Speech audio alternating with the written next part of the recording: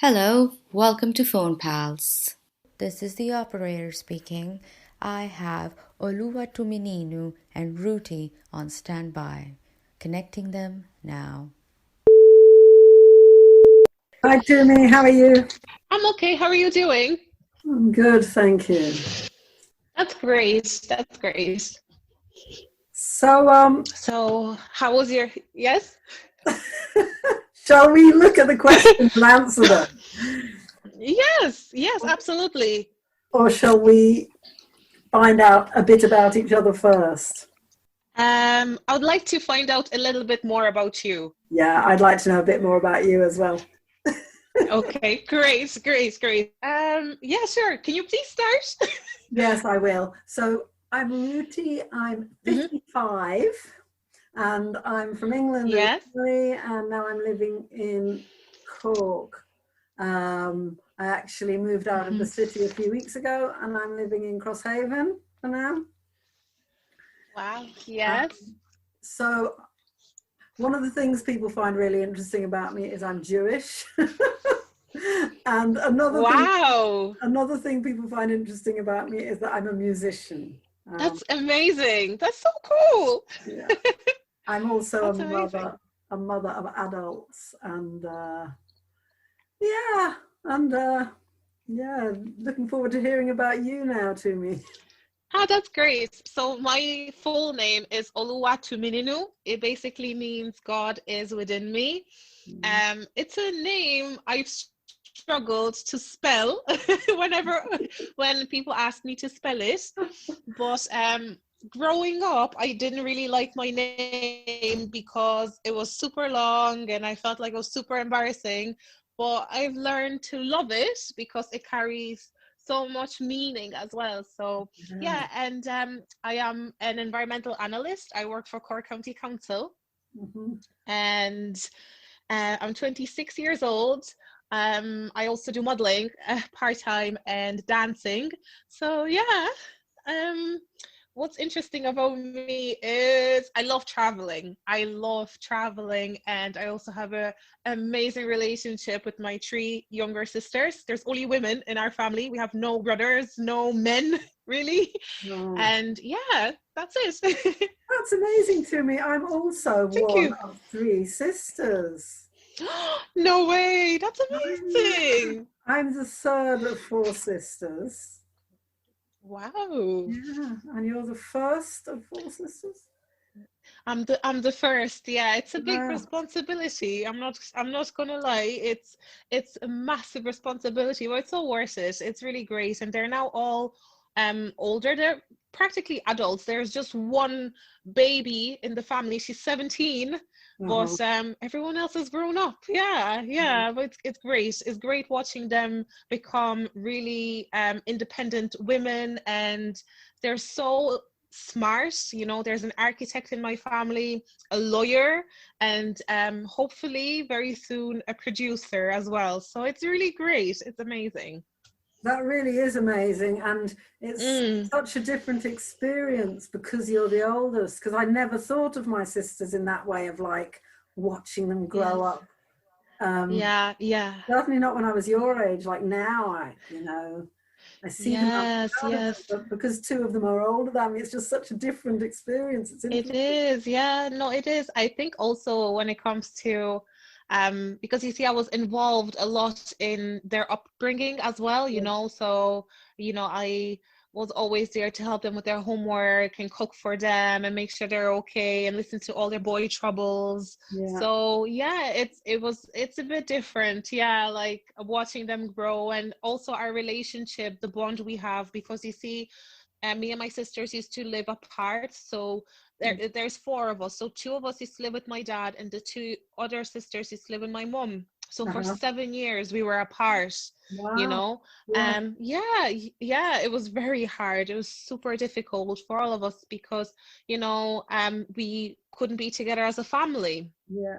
So after 7 years, I came to Ireland when I was 14 years old. So I met my baby sister while she was like 5 years old. So she didn't know me at all, until she was 5, you know. Amazing. And it was really great the way we managed to still build a strong relationship with each other, and we try and talk to each other as much as we can. And whenever any one of us gets into any trouble, you know, we are the first, like we just know that there's people out there, like we are just there for ourselves, you know, we're always going to have each other's backs, and it's great, it's amazing, I love it, I really do. And I do hope that in the future, when I do have children, that they will have the same bond, you know. So I think they'll get that off you and your sisters, because I know me and my sisters are all so close in that way, and we're all in touch with each other all the time. Yes. And like that, my sons are very close, even though they live in different countries at the moment. Oh, that's amazing. Yes. Your kids, yes. you have them, will be close. Tell me, where did you live till you were 14? So I was living in Nigeria. Then we moved to Germany briefly. I was there for a while, and then we moved to Germany briefly, and and then Ireland. My dad did like a lot of traveling for work, so we speak fluently in Czech. We speak German fluently as well, and speak Spanish. So it's great. Wow, that's really amazing to have such an upbringing. So even though you were separate from two of your sisters growing up, were you in touch with them when you were growing up, though? Did you phone? We were in touch, but you see, the way technology was that time, if you think of it 7 years ago, right, as well, or even now it's about probably more than 7 years, about 10 or 15 years now ago. It was a bit difficult. Maybe we will get the once a week phone call. Do you know, if we're lucky, the phone call will last maybe about 20 minutes, because at that time we had to buy credit, had to get the card, and you just get a certain amount and you call, and if you were lucky they were at home or they weren't too busy, so we were able to have a proper conversation. But you know, some days were tough, you know, some days, you know, like my sisters wouldn't want to talk, maybe they had a hard day, and it's the same for us. Like, we were growing up, we were becoming teenagers, and we were very moody, so it was very difficult to hold a proper conversation some days. But like we survived it at the end. We did. That travel experience and everything, and the traveling experience really opened up my eyes to what's out there. And especially, you know, in Nigeria, like Nigeria really taught me about being grateful, you know, where I am actually now in the moment, because there's people out there who are really poor, like have nothing, you know, and there's people out there who have everything, you know, and in abundance basically. And also, you know, Germany and all the other places I've traveled to as an adult as well, just learning about the culture and the richness of the culture, and food as well. I'm a food lover, I love food. So it's taught me from different places. It really has taught me a lot. And I'm forever grateful for having that, like having the opportunity to travel, because obviously now in the situation we find ourselves, it's like it doesn't exist anymore. I didn't go anywhere this year. Well, I did. I went to 2 places before the lockdown, which I'm very grateful for. But I'm super grateful for that. Well, it's very interesting about you being fluent in Czech, because my oldest son, Erin, is living in Prague for the last 3 years and has been teaching himself Czech, and his girlfriend is from Czech Republic. That's amazing. So there's another thing in common. When we were little, I was brought up in Liverpool, and we went on our holidays, sometimes to Scotland or Wales, or family in London, but we used to go to Israel. Wow. That was Can you please went. tell me more? Can you please tell me more about that? Yeah. I would love to go to Israel. I'm a Christian, so like when it comes to like, you know, reading the Bible, and I find it so fascinating. Can you please talk more about it? I'm like super excited now.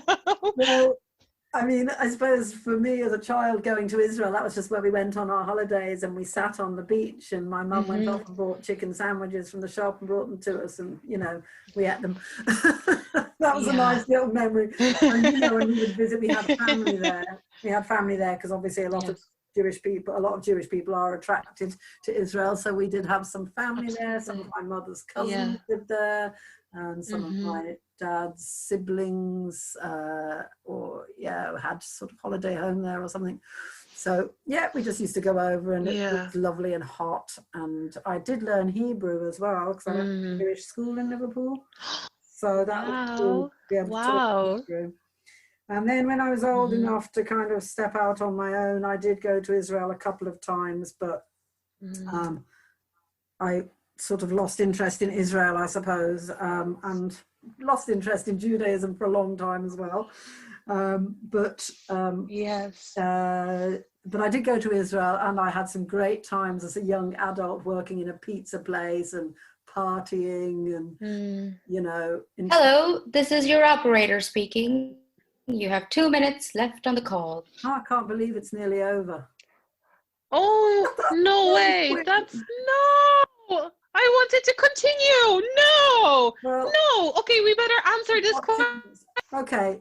There's this question, what feeling is rising to the surface for you? In this moment, to me, what feeling is rising to the surface? I'm sad because this phone call is about to end, but at the same time, I am very excited to speak to strangers. How do I put it?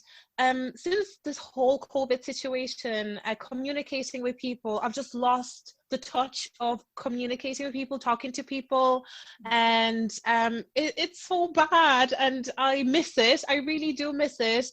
And I don't know why I don't talk to people more, maybe because I'm scared, or maybe I enjoy my company way too much, but I really need to change that. And this experience has taught me so much, and I'm super grateful. And you're so cool, honestly. Yeah, that's really interesting.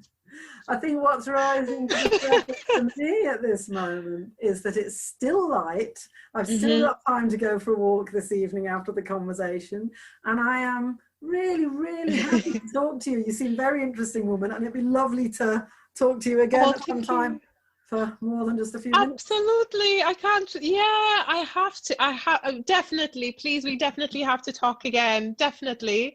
Yeah. Oh my goodness. I can't believe it went by so fast. I know it did. Yeah. So should we have a few words? Should we say goodbye in a couple of different languages to each other? Yeah, okay. Okay, so I can say...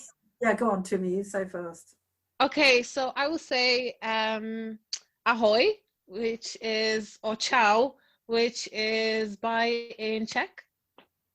Okay, and I'll say shalom ulihitraot, which is bye and see you soon in Hebrew.